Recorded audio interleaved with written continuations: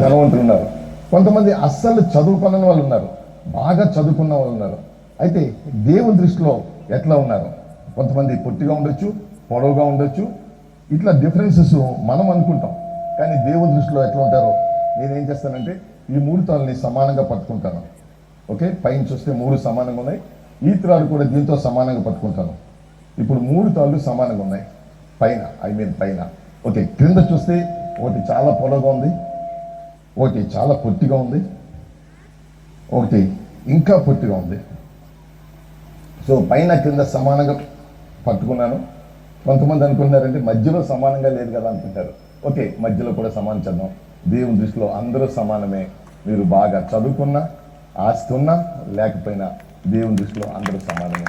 ఈ తేడాలు ఎవరు పెట్టుకుంటామంటే మనమే పెట్టుకుంటాం. ఇదిగో ఇతనికి చాలా ఆస్తి ఉంది అని ఒకరి గురించి అనుకుంటాం, లేకపోతే ఇతను చాలా బాగా చదువుకున్నాడు అని ఒకరి గురించి అనుకుంటాం, లేకపోతే ఇతను చాలా పొట్టిగా ఉన్నాడు అనుకుంటాం. కానీ దేవుని దృష్టిలో అందరూ సమానమే.